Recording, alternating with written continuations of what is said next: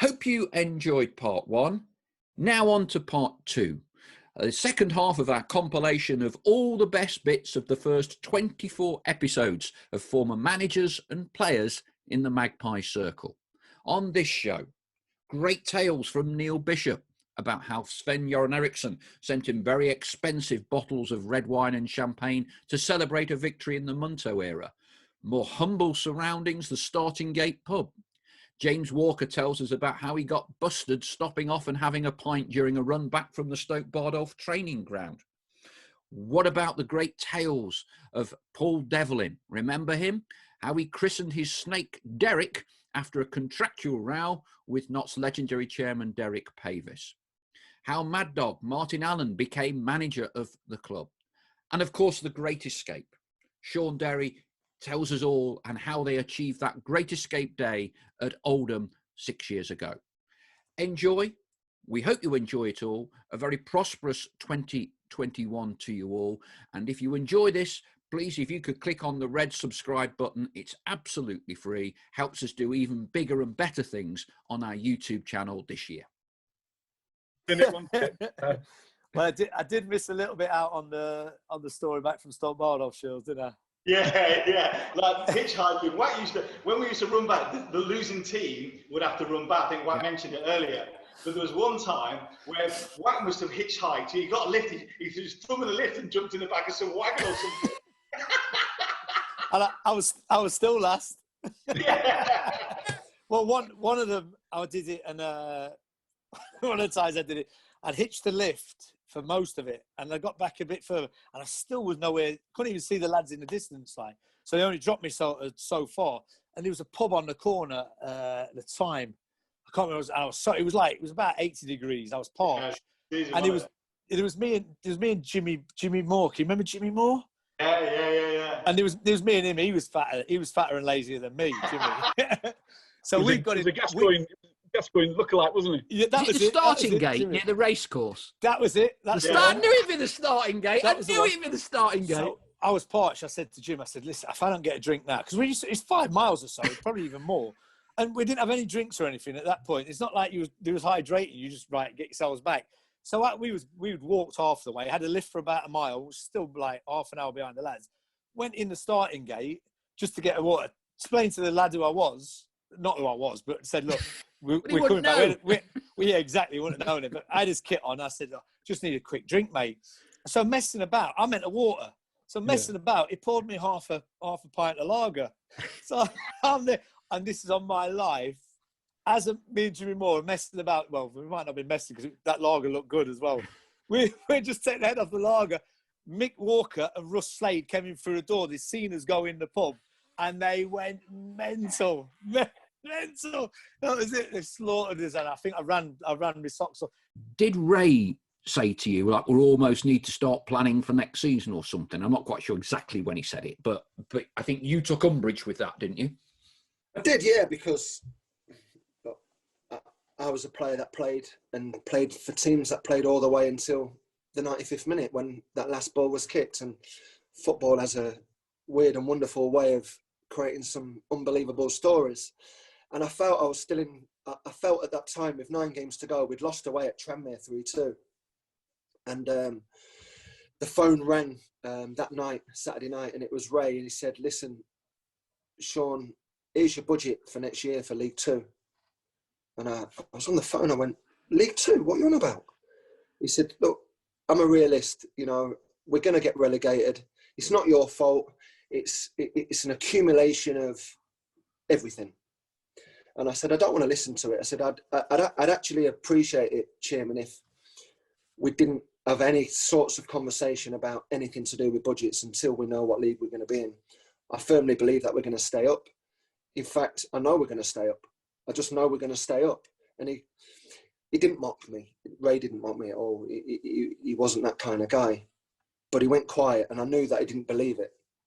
And that really hurt me, because I wanted everybody to jump with me, and really jump on board. And I could sense at that moment, with 9 games to go, and we were in that bottom parts of the league, where I could even sense sometimes a few of the fans didn't really believe it, and I did. I really believed it, and at times I'm trying to cajole everybody into this one way of thought.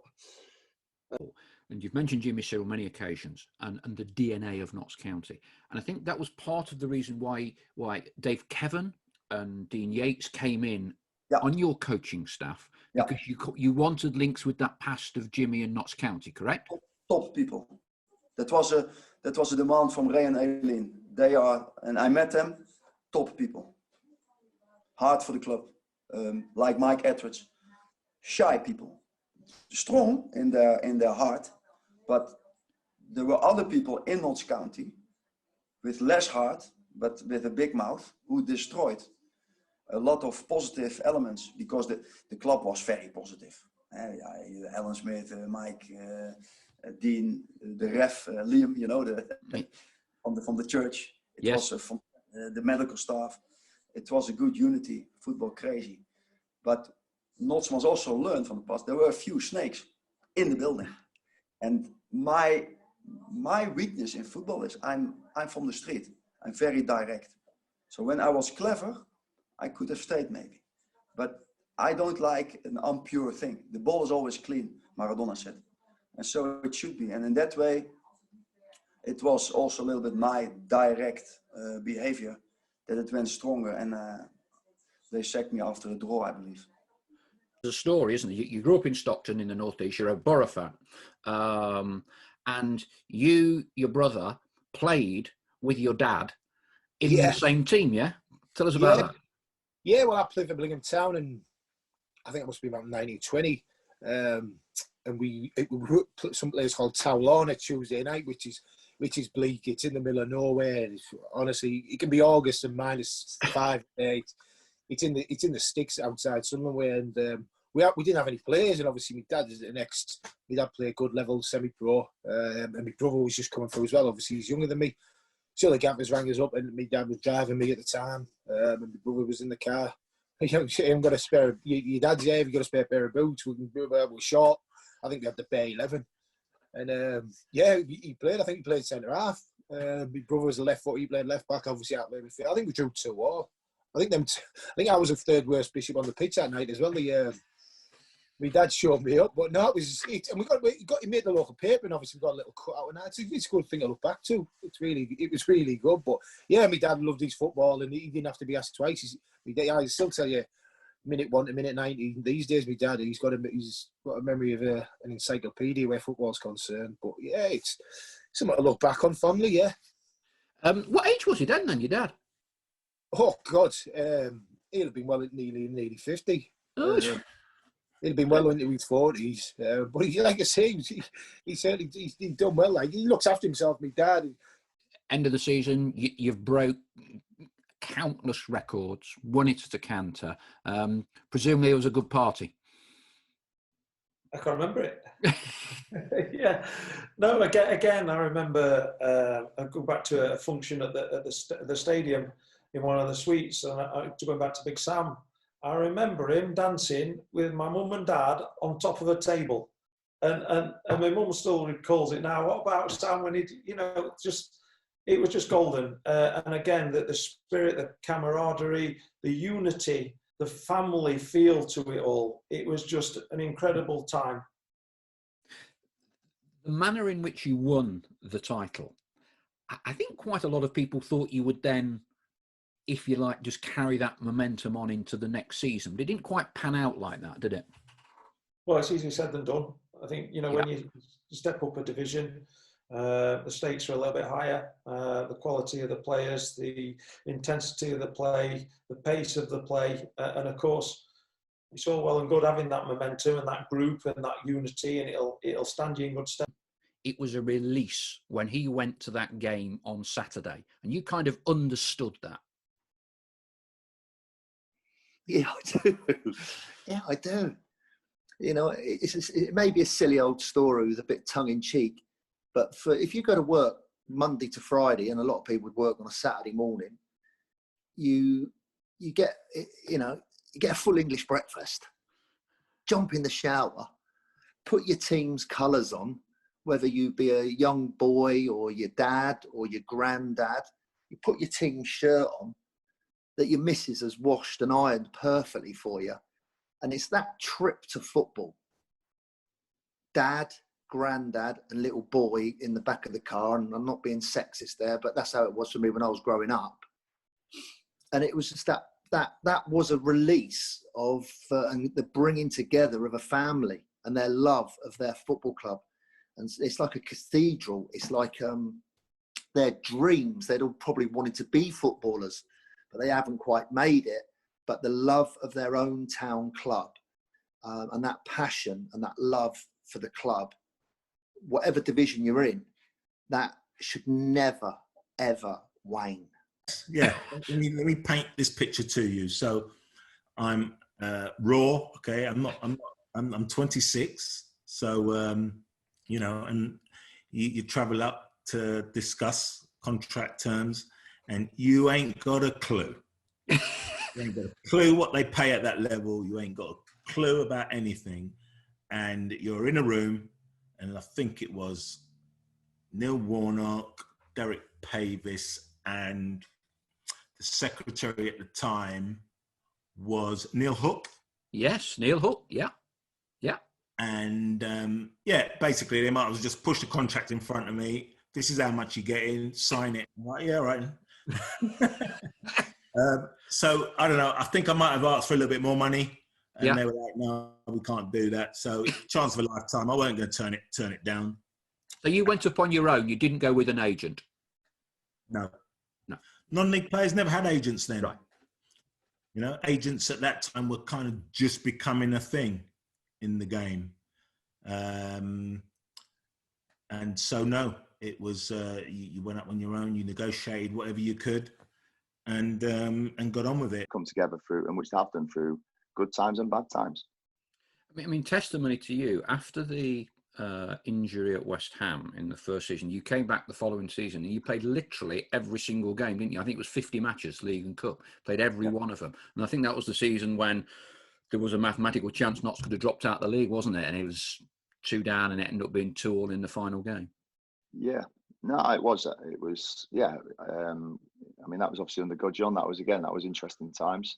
But yeah, again, it's really good ideas at times. But I know people talk about what do you enjoy about games or seasons when they've gone, and weirdly enough, that game is actually still it's a good memory. It's a good memory because as a player, you want to be successful always. That's the first and foremost. But as well, when a season pans out, and I always say be judged at the end of the season rather than sort of 10 games in, 5 games in.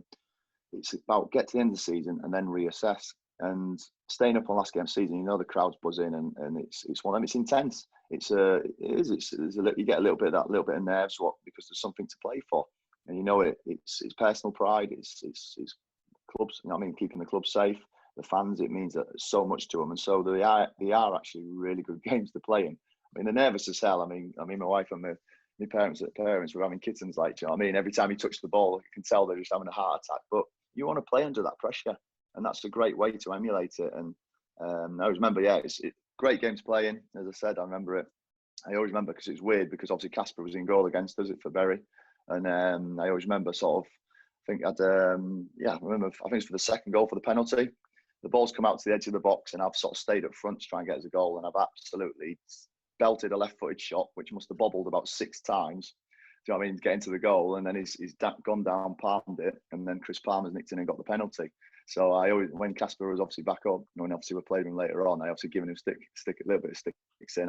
Couldn't hold my left-footed pile driver, could you? Do you know what I mean? So it was it was just ironic that I never. Do you know what I mean? I knew. Then it was of the age group teams, and it was all kept under the radar. So to be fair to Alan, he was pro the development of women's football, but he got pelters because of the closing down of the senior women's team. So you at the time were in kind of like the development side of that. What was your take on all of that while that was going on? How did that affect you, for instance?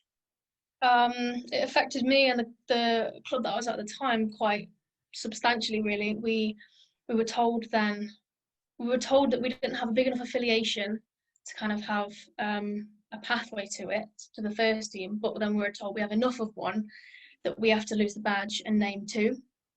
So then it was, what's going to happen to Notts development? We were a separate club, but we lost the kit, the badge, the name, and everything went with it. So I think we were forced to kind of, and it turned out okay. We turned to, because Eastwood training was our home ground at the time, beautiful facilities, and we made an Eastwood Town Ladies first team and development team. So that's what it went into. It went into something good, but at the time it was very, oh gosh, up in the air, what's going to happen? And obviously, we've spoke before about the view that you have as a fan versus what's actually happening. So it's a tough one, being in the women's game. I know some female players, I know some, I know people that know them and things, and you could see things going out on Twitter here, and it's just social media didn't help the whole situation either, I don't think. But it was a complicated time, I think. Set the scene, go back in time. Yeah, we did. Like I say, on them days we'd always it was always arguing who didn't want to drive to the ground, because a few of us were driving together and no one wanted to take their car, because we know if it was a long journey we'd be having a few beers. I think you've got the own bitter shirt behind you. It was or it was McEwen's, both of them. It was either McEwen's or bitter. I think a few of us were more lager, but yeah, the beers would be flowing, and especially if you'd had a good result and there was a 3 or 4 hour journey back, it was great. The lads would be playing cards, and Phil Stance would be having a cigar out of the skylight. And then after about 2 hours, Neal would wander up with a cigar on himself. I think he'd had a few whiskies or whatever he'd had, and he'd come and join our card school. And he'd always lose. And I mean, to this day, I'm sure, when I look back now, he'd come up, he'd play a few games, and then he'd start sort of like I'm sure he was pretending he was nodding off. Anyway, he was nodding off, and he'd lose a few quid. But I'm convinced to this day, and I've never asked him, but I'm sure he used to come up on purpose and just lose a bit of money and chuck a few quid in and then clear off back, because he never won. It was either that or he crap at cards. And goalie as well. Yeah, it was. Coxie, whose boots did you clean? I started off on Drapes, but then he gave me the clip round the ear roll after a bit. I weren't up to scratch. So it was another hard taskmaster, Drapes was. So well, see, I'd have thought it'd have been quite easy going. I mean, I know Drapes well, but no. Nah, he's up to a point, but I think Drapes in him as well. So I think it's twice. I think it was only the bottoms near the studs as well. I don't think it was even the leather bits. It was, and that was it. I got a clip around the ear hole, and because Drapes were flying. Drapes were flying at that stage, weren't they? They were like really doing well. So yeah, I didn't last long with him. I had a cushy job. I was on kit. I was going to say, and let's face it, I can't see you doing a lot of menial tasks like that, Gotsy. You'd have been like, nah. He admits all of this. As I say, you must get his book and read all about it, because it will be a telling story. But the characters, what was Stubby like? Because obviously Stubby and Needham were probably the best central defensive partnership outside the top flight at that time. Yeah, well, Stubbsy comes from a background of darts and dominoes in the local pub, so there's lots of stories to tell of who he beat and how many he scored. He got 180 in the previous start. Oh, yeah, it was great. Tony Haitley came in with all these gatherings from playing at Liverpool and playing at Chelsea, whatever, and one day he came in with an air rifle. And he says, right, lads, so he got Bob Worthington, he got all the lads outside, and he aimed this gun at one of the boards at the far side of the ground, and he couldn't hit it. And Bob Worthington says, let me have a go at this. Boy, he hit it straight away. We never saw that gun again. So it was all that sort of wonderful banter. And the pranks that were being played as well, that you grow up with, and it becomes part of the camaraderie. I guess another oft-told tale, but let's hear it, because some people may not have heard it in detail, was Manchester United. I mean, it's a staggering story in its own right that United were in the second division of English football. They'd been relegated. And then I think final home game or final game of the season, they're getting promoted back up. It's at Meadow Lane. and there were, I think there were battles on the pitch, but probably the battles off the pitch, and in your case, in the dressing room, were probably as keenly contested as any. Yeah. Yeah, they needed a point to definitely go up, and I was sub that day, and I remember sitting along on the bench with Jimmy and Jack, and looking up at the ground seemed to be pretty full of red and white. There was a lot of Manchester United in there, and the referee blew the whistle quite close to the touchline at 2-2, and the players got in very, very quickly, and we all got into the dressing room. And in those days, at the front of our dressing room, high up, was frosted glass, and then on the exterior of that there was metal bars. If you went into to stand on the terrace in front of the seating area of the main stand, you could actually touch the glass through the metal bars. Well, this terrace got invaded by the Manchester United fans. I think the Notts fans had sort of got out of the way, and this terrace had lots of shale on it, and they were smashing the glass, kicking the glass in, and they were whizzing this shale through into the dressing room. And we'd moved to the far end of the dressing room to get out of the way. And Jimmy, by this time, he'd come in, saw what was going on, and he quickly got into the physio's treatment room, and we wondered what was happening.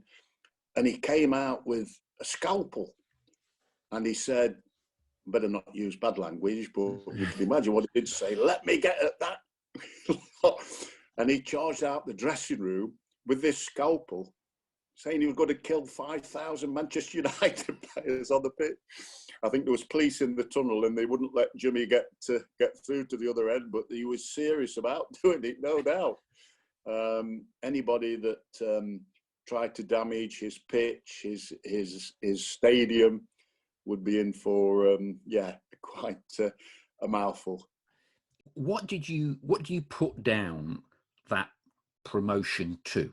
Because on the face of it, you had no right to do it. No. Organisation was second to none. Howard was very, very thorough. Jimmy backed Howard in everything he did, team-wise and training-wise. And Howard would do the training and the set pieces, boom, boom. And then Jimmy would just come in and add his finishing touch. So they worked very, very well, together, and got it across to the lads that, we're not the best players in the world, but as a team, we were a hard team to beat because we were all working for each other, fighting for each other. And that was evident throughout the season, the way we played and the way we battled and the way we fought. And when we went up, that continued amongst a set of lads. And we had a group of lads who knew each other very, very well as well. And we all got on.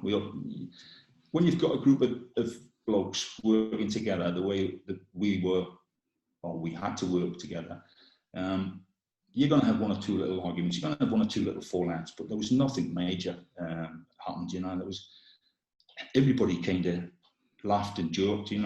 If some of the lads were going out, we're going out tonight, lads. If you want to come along, come along. If you don't, fine, it's okay. It was a good squad, a good solid squad. Who, when we put our kit on and we went on the pitch, we knew what we were doing. Organisation, corner set pieces, free kicks, the way we were playing, all coming at it. Now, you mentioned fight there, and one of our upcoming guests is Paul Devlin. I gather he was one that you probably normally wanted on your five-a-side team in training rather than against. He was miserable. I'm telling you now. I mean, he's my best mate, but if you didn't pass the ball to him on a five-a-side, he would literally, start shouting, screaming, punching the floor, wanting to kick the opposition. He'd have a Barney with you back in the change rooms afterwards. He was just a winner. He was an out-and-out winner who was a a real talented player. I mean, he went on to play for Scotland and in the Premier League with Birmingham and Sheffield United. So he was a good guy. I'll give you another funny story as well. He actually had a fallout with our old chairman, God bless him, Derek Pavis, and he brought a snake. And just to spite the chairman, I don't know if you remember, he nicknamed him Pavis. That was the name of the snake. I don't know if you remember. Yeah, he called the snake Pavis. Oh my God! I do remember the snake. Now you've mentioned it. I remember there was an article about he kept a pet snake, didn't he? A big thing. Yeah, wasn't he kept a pet snake and called him Pavis, which is unfair, really, because obviously Derek is an iconic figure at Notts County, we all know. But I think them two had a little falling out, which resulted in him leaving. But yeah, I mean, he was a real hot-headed player, and I remember several times me and him.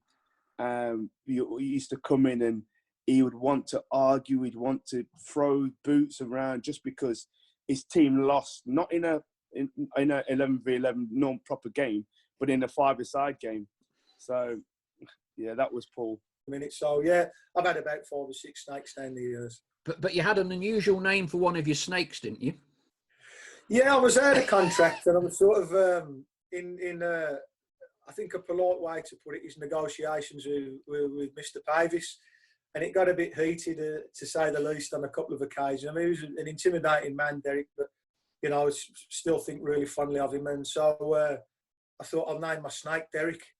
And it got out. I think David Stapleton was the reporter for the Post at the time, and he actually printed it, and he wasn't happy. He wasn't happy, Mr. Pavis. So he let me know he wasn't happy. But in later times, I went back and we had a bit of a laugh about it. So I think he did take it as a bit of an insult that I'd named the snake after him. But it was banter on my behalf. It wasn't something that, you know, he just thought, oh, this will wind him up. But yeah, he found out about it and he let me know he wasn't happy. Paul Ince came in. Yeah. How'd you get on with him? Yeah, I mean, he was all right. I mean, he was okay, but like, I thought he was a bit arrogant as well. I thought like I remember the time the kit man come into the dressing room and he just looked at him and he just didn't speak and he just shoved his hand, get out, like. And there's ways and means of speaking to people, I think. So I always talk to people with respect, and I expect it back, to be fair. And like I say, Paul Ince, I mean, Alex Ray, I didn't like Alex Ray. I couldn't stand him, to be fair. And I remember with Sam Sodgy, we was doing a gym session, and instead of going to the typical me, I said, "Come on, let's go to my gym under my apartments." So we went there, and we got heart rate monitors on. So me and Sodgy, I said, they give us a thing to do, how much work to do. And we've done a lot more work than what we should have done.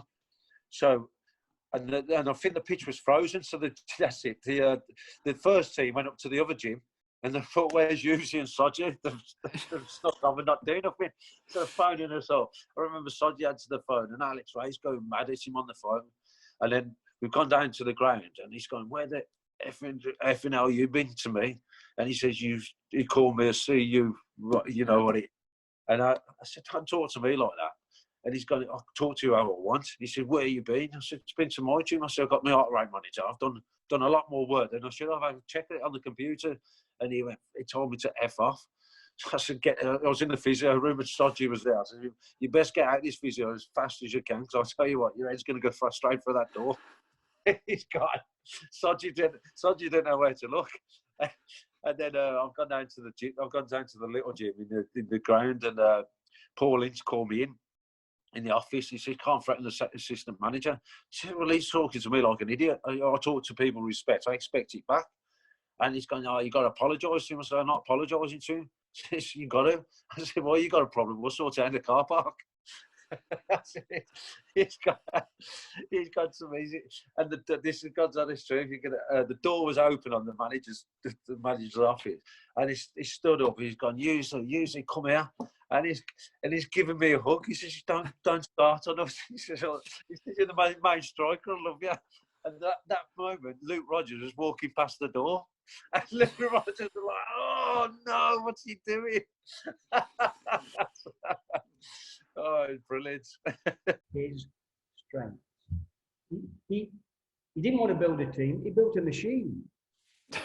I am sure he built a machine, and if someone was injured, he would slot another piece in, and they would still play the way that he wanted them to play. And even though he did that, he knew he had a little gem like Masson, who may not play to what he wanted him to do, but he might do something special that was even better. Because I have to say, he's one of the best I've ever played with. By far. I mean, he knows, and he admits himself, he wasn't a particularly nice bloke on the pitch.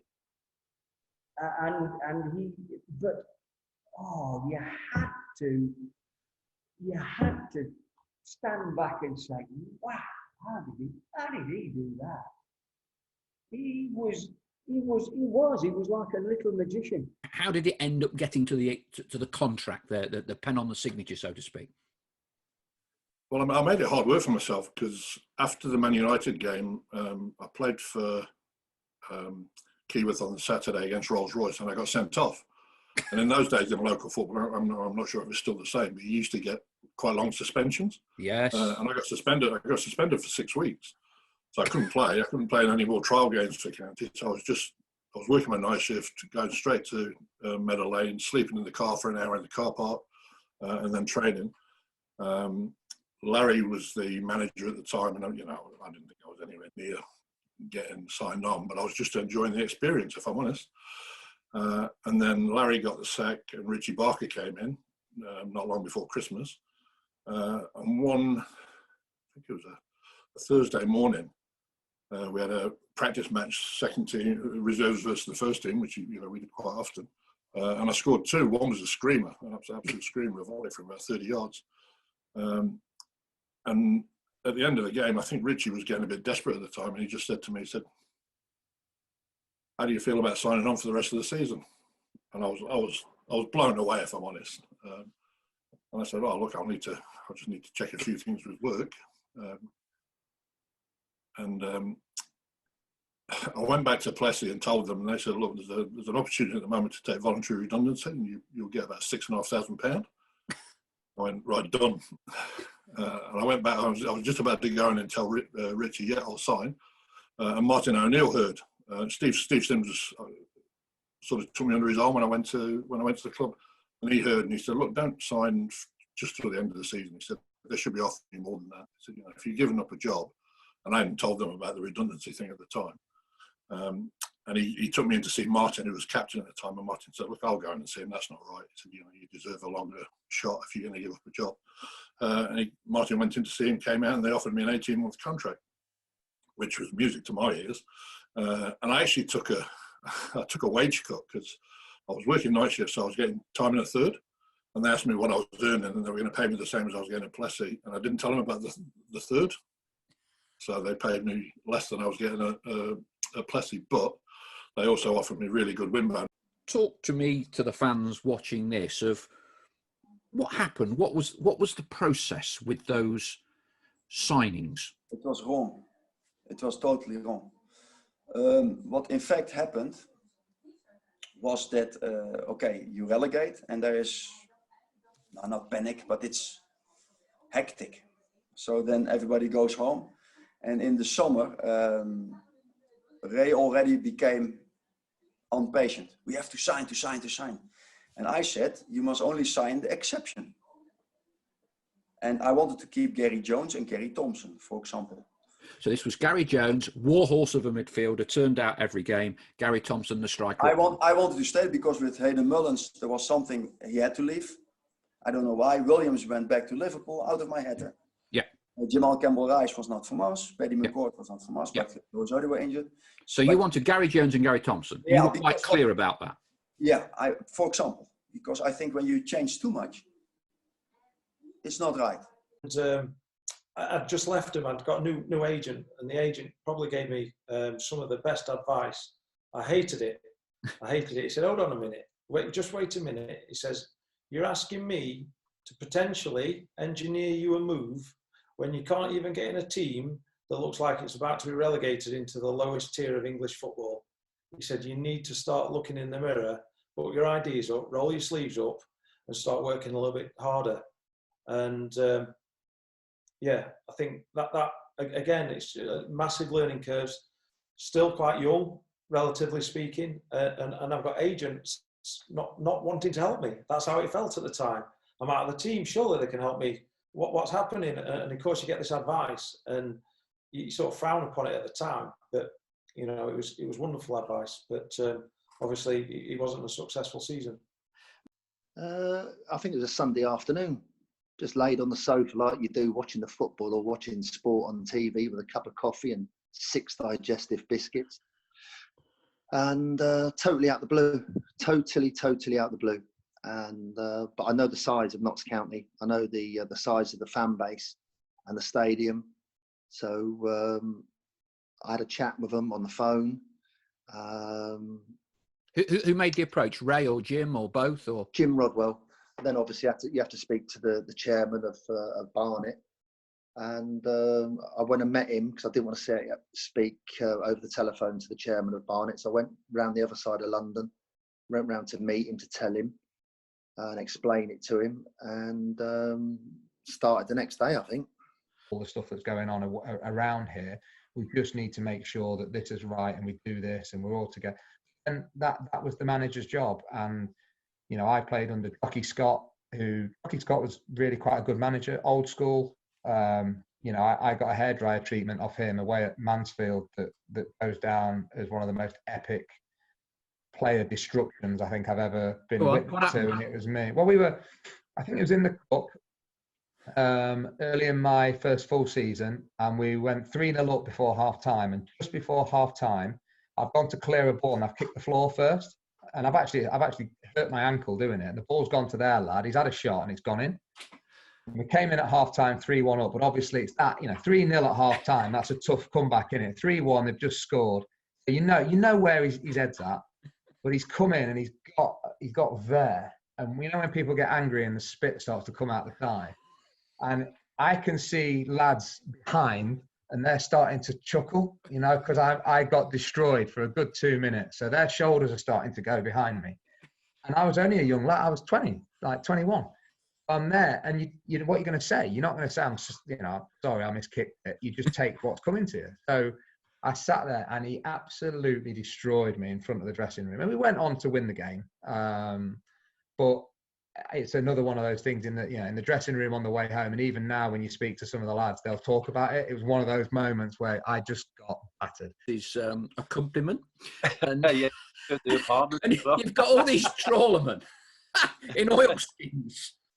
And then this most unbelievably beautiful, dressed up Venezuelan on Sven's arm. And all these like Grimsby trawlermen coming up, hey, Sven, can I have your autograph? And he got every single autograph. And it was like the theatre sat there watching. He'll wait there. Because I've seen it outside the one ground. Because my friends come down from Wales and they asked for his autograph. And he signed everybody's autograph from there. But I think he was glad when I lost his phone number, Paul, because he had a few calls at 2:30 in the morning on a Saturday night, especially when we won. I trust he wasn't asleep. No, he wasn't. A glass of wine. Of course he was. Of course he was. I tell you, I've got one story about when I went out and I went for Chinese on a Saturday after a game. And I was with my missus at the time, and we had a game Tuesday, so I said, I'm not drinking, obviously. She'd come down for the weekend, so we'll have a bite to eat. So I'm just sat there. And next thing I knew, the waiter comes and whacks 2 bottles of red wine on the table. Oh, I haven't ordered them, mate. I can't be that. I said, my missus, I've been to the toilet. I said, have you ordered them? I said, I'm not drinking. The car's outside and flipping, I've got a game Tuesday. He said, oh, no, he's ordered them. He looked over, and Sven and Todd were in the corner. And he just gave it the thumbs up from over. I went, geez, thanks. I'm thinking, does he know we've got a game Tuesday? So anyway, the waiter's pouring these. And I said, can I have a look at show me the menu? Because I wanted to know what, I was just a lad from Middlesbrough. Didn't really understand wine at that time. Although I enjoy a glass now, I didn't have a clue. Right, 80-odd pound bottles each, 2 of them. So I thought, we'll crack on. So we did. So we nailed 2 bottles. And then he's gone, we're over. So there was a bar downstairs. I forget the name of it now. We'd gone downstairs and obviously had a bit boxed off. So I thought, well, we'll have that. I said, we'll have to get a taxi home, but no way I'm driving. No, come here, Neil, come here. So anyway, we went and sat with him, and there was champagne getting poured. I was legless. I was absolutely legless by about midnight by the time I left. He goes, it's okay. He's okay. You'll be okay for Tuesday. I was thinking, Christ, I won. So I remember, luckily enough, I don't know who it was, but we won on the Tuesday, and I didn't have a bad game because I thought, if this gets out, Chaz will put me through the wall. But I remember that. A discussion about your relationship with Jamie Fullerton, what was said, what wasn't said, claims that you only came to play for Ricardo Moniz, not Notts County.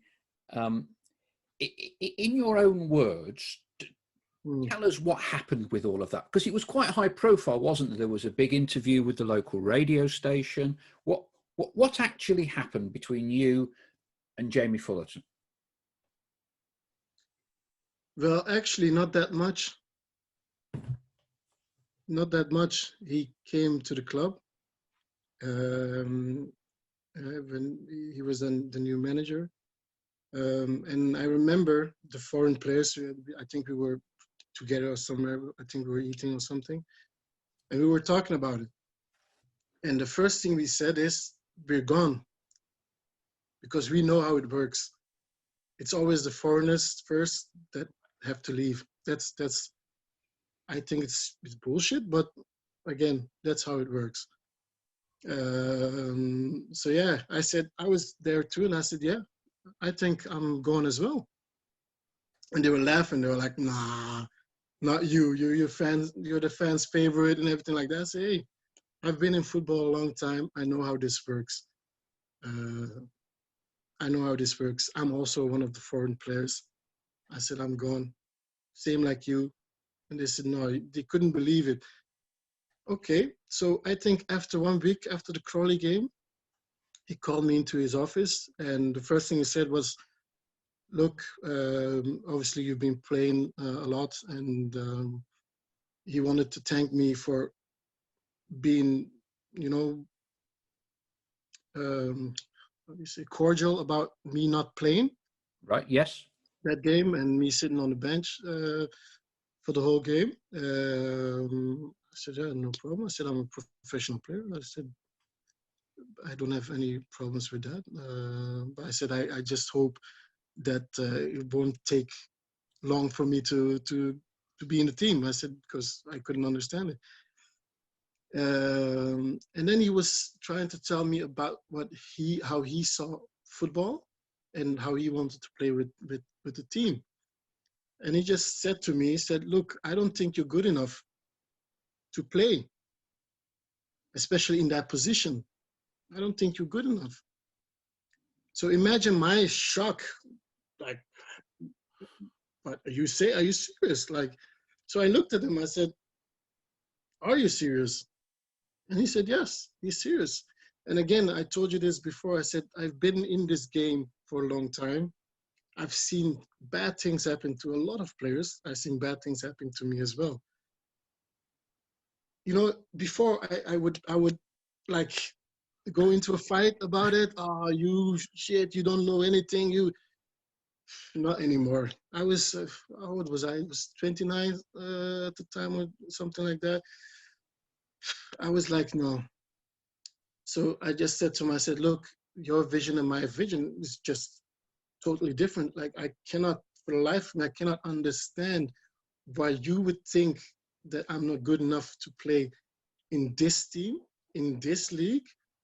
He said, yeah, look, that's just my opinion. I said, okay, look, you're the manager. You should do whatever you think is right.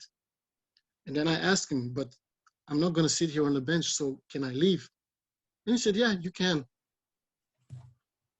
And that was it. That's the only time I spoke to Jamie Fullerton. I mean, I think it was like watching the FA Cup, the draw to me when you're giving that, And I didn't realise until about 6 years ago that when we walked down the steps, I've got a photo in my book. There's a picture of the two teams walking out, and next to me is Peter Schmeichel. And I didn't realise that's his own league debut for Man U. Yeah. I didn't know that. And Kanchelskis made his first appearance, and no one knew who he was, did they? In the Alan Paris story. Yeah. Yeah, I think I can't remember the story now. Did you mark Mighty Skinnerson? I can't remember. Yeah. I think we didn't give a great account of ourselves. I mean, they scored 2 great goals. Yeah, I was at the game. I was doing the commentary. I think it was Dean Yates told me. You went up on the morning of the game, didn't you? You didn't go overnight. Yeah. No. I think anywhere within 2 hours, you travel on the day. But on the long hauls, you went obviously on a Friday night. But that game was so funny because we got beat 2-0, but it's the first game of the season. Nobody expected anything really. Just go out there and I think Neal said, go out there and enjoy it. They scored 2 great goals. I can't remember the first one, the second one. First one was a header from a corner, went to the edge of the box. Brian Robson chested it and volleyed it. I didn't even see it. I can't remember the second goal. So after the game, we went to the players' bar, and there's 3 or 4 of us. I'm at the bar, got my money out, and the lady says it's all free. The bar was free. So I think 5 pints later, we get on the team coach. So then we got 4 cans each, that's 9. And then me and Dave Regis, we got dropped off at near Priory Island. Yeah. And this car picked us up with 2 supporters in. So they took us to the pub. It was the Hemlockstone at Worthington. I mean, Dave was in the pub till about 1 o'clock in the morning. We come out there absolutely blathered. Just been beat 2-0 by Man United. We come out the pub blathered. But we got a day off. We normally have a Monday, Tuesday odd session. So, yeah, it was a good introduction to the football league. Yeah. Yeah, definitely. You ended coming back into the Notts County fold, didn't you? Did, yes. So how did all that come about? So, well, I was actually in talks. I'd had a trial at Spurs. I was invited to train with West Brom. Forest was interested in me at this point. And then I saw an advert, I think potentially on Twitter or something. The Notts County women, like a reformed, were, going to be made. And I was like, wow, okay. Like, this looks interesting. And obviously, I mean, I went down to Meadow Lane to have the first trial, played really well. The manager immediately was like, what's your name? Kind of want to write you down a bit. Had the second trial, and then he rang me up and he says, kind of, what are you thinking? And I says, look, I was getting to the point where I need to respond to people like Spurs and stuff, because that would require me leaving home. Yeah. Are you interested in me? Because I'd choose Notts.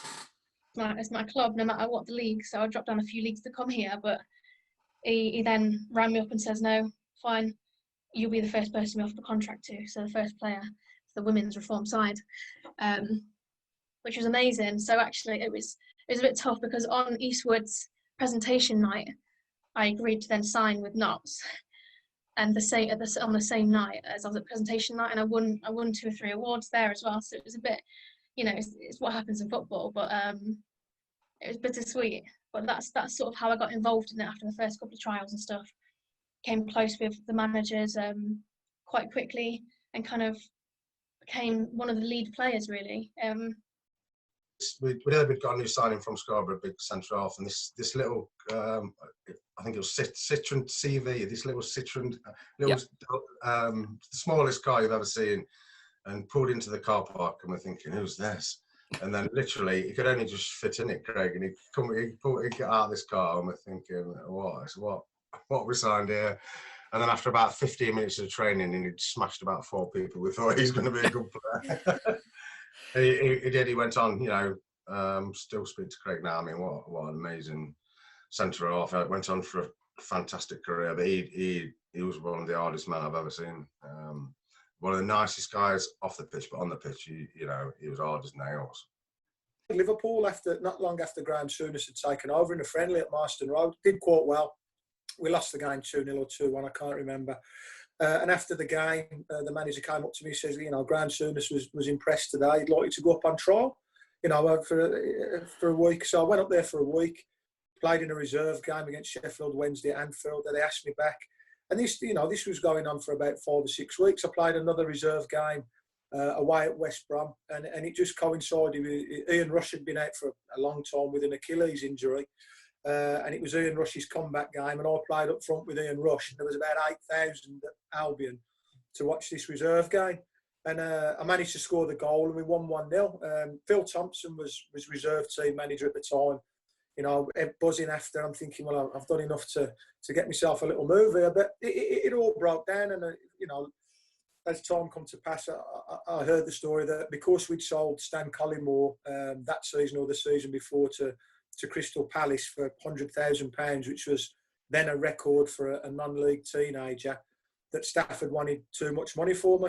You know, I think Liverpool were prepared to pay 10, 20 grand, something like that.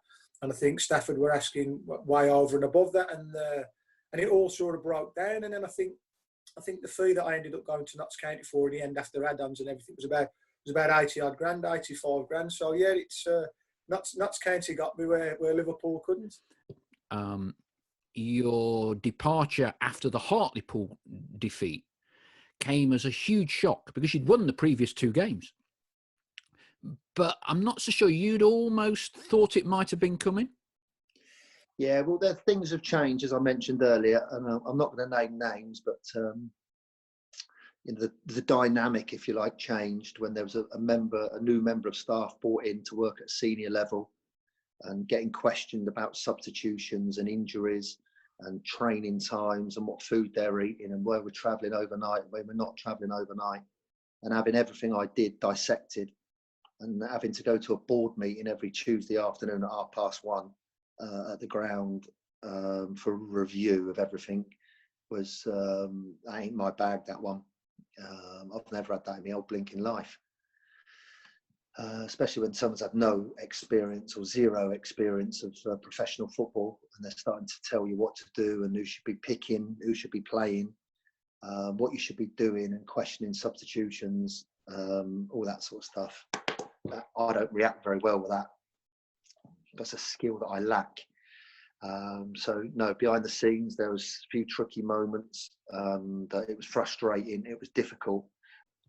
Now you're a Nottingham boy, born and bred, Clifton lad, and that's produced quite a few pro footballers down the years, hasn't it? Tell us a little bit about your childhood and some of those kickabouts with other quite famous Clifton football products.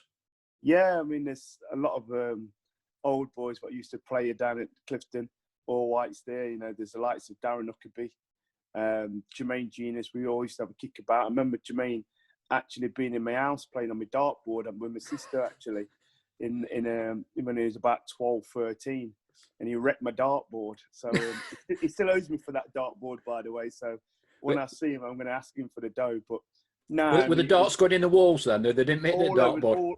All over the place by the actual board. No, but it was good times, really, really good times. And as a child growing up there, you know, on Green Lane, and you rightly mentioned the football pitches going right across the just across the river there. It's a real wonderful place of just fun and developing your skills. And that's where I first started, as did Jermaine Genius, as did Darren Huckabee. Talking about blind mechanics and loads of boring uni stuff, basically. So I was in the club for probably about 2 or 3 weeks. And I kept saying, normally what happens, season finishes, and then you agree your contract, and then you get a letter sent through just to confirm it. And then obviously, it's just about getting it signed. And so I'm sort of in the club for 3 weeks, and I kept seeing some of the sort of the staff behind the scenes, and just said, I've not had my letter of engagement through yet. So, not a problem. Yeah, sorry, it's been manic, stuff going on. Okay, not a problem like that. This was for about 3 weeks.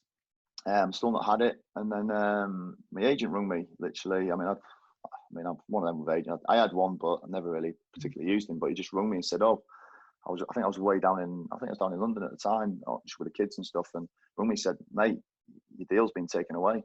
I was like, what? Do you know what I mean? And said, yeah, you have to sort of speak to the chief exec. I said, because he's pulled your deal.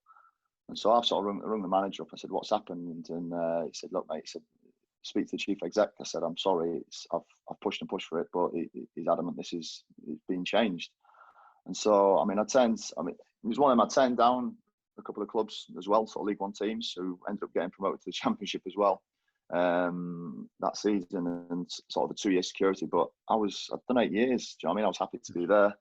And so I went and had a meeting, and yeah, sort of was speaking to him, and he was like, well, you're getting on a bit, you're getting old now, and what happens if you get injured, and do you know what I mean? It's stuff like that. And I'm like, it's like I've obviously explained the full situation, and I'm sort of saying, well, I've had 2 really bad injuries, and yet I've come back stronger and fitter than anyone, and I've proved that. So you know what you get with me. I wasn't asking for the world, but I was just asking, like I said, for the deal what we'd sort of agreed on the year. It was just similar to close to what I was on before anyway. And then I said, well, look, I said, I've done 8 years. How about, do you know what I mean, putting a 2-year package together for me? Because obviously 2 years, I'll be 10 years, so I could maybe have a testimonial. And didn't really like that idea, to be fair. And sort of gone away. And then I'd sort of spoke to me, the agent had sort of spoke to me and said, well, look, I've spoke to obviously Greg at Carlisle is really interested in taking you. And to be fair, for me, it was really of genuine interest of sort of going up there, because me was when we played our 3rd or 4th game that we lost at home. I think we lost 0-2 against Mansfield. I was going to come to that. Our local rivals. Yeah. That surprised me, because although Stevenage played physical and long balls like we expected it, Mansfield was just a different level. That was a different level. You couldn't get close to their midfielders because they wouldn't touch the ball more than once. They would just kick it. Even if their striker wasn't there, they would just kick it in the corner and he would just run. Yeah. And that would cause us problems. You understand? Because our defenders, because they are under pressure, they would kick it out, and then they would have position there. And then, so I remember I was with Jill Swartz and Amovar, because we lived in the same apartment building. Oh, okay. Yeah. So after every game, we just came together for a beer, just talk about what just happened in the game and things like that. And I remember we came together and we were just looking at each other like, what just happened? What kind of game is this? Like, we have never experienced a game like that. Like, at least try to play football when you can, but they didn't do that at all. They just kicked it the whole time, kicked it long. And I have to say, we weren't prepared for that game. Not in the least. We weren't prepared for that game. I think we could have played an hour more. I don't think they would have scored any goals, but because I think the last 30 to 25 minutes we were better. We were trying to get a goal, but I don't think we would have even scored a goal if you would have played 1 hour more. So he was another one who went back the wayside, unfortunately. We had the FA Cup run though, didn't we? Yeah, fantastic. Yeah, and like I said, well, we'll probably talk about the Man City one, but everyone's asked me about that. But for me, like that yellow shirt in the background there, it was a Sunderland away. Obviously, me being a big Borough fan, I had hundreds. There were probably as many Teessiders in the away end that day than Notts fans. And it was that's probably one of my best memories, to be honest. Not just that Notts, but my whole career going up there and turning them Mackhams over. It was a great day. Like I say, Hughesy, brilliant. We were really good that day. We were fantastic that day. Thoroughly deserved the win. Am I right in thinking that you would have come up against Harry Redknapp when Harry Redknapp was on the wing? Yes. And is it true? Is it true? I'm trying to. It may have been Mick Jones told me this. It might have been Stuppy. In the warm up, so it's before the game started, you would throw one of the balls to Harry and say, "Have a touch now, Harry, because you won't get a touch during the game." Is that right? Or versions of that? And you were kind of obviously psyching Harry out before the ball was kicked. Mick Jones, it was Mick Jones who told that story. Yeah, I remember. Yeah, I did, yeah. True? Yeah. I think so. I think it was before we went, when we'd been out to look at the pitch to check what studs you'd be wearing and that, an hour before the game. And there was a ball at the side there and it just coincided with Harry walking off towards me. What was Harry like to Mark? Oh, because Mick Jones said to me, a couple of years ago before he was coming to one of the dinners, And he said to Harry, he said, oh, we've got one of our Notts County dinners on Saturday. It'd be a great do. I said, your old mate, Bob Worthington, he'll be there. And he went, all right, yeah. Give him my effing regards. So what was that like when had you played at Wembley before? No. I remember I met up with 3 of my mates about 4 years ago that I'd not seen since I was 15 at school. And we went to watch England under 19s play. I didn't know who they were playing as a school trip. And I forgot all about this until I met them in the Bell in town. And Tomo said to me, fair play to you, he says, at the end of the game, you stood up and I said to you, what you doing? And you were looking round the ground. And he said to me, what are you doing? I said, one day I'm going to play here.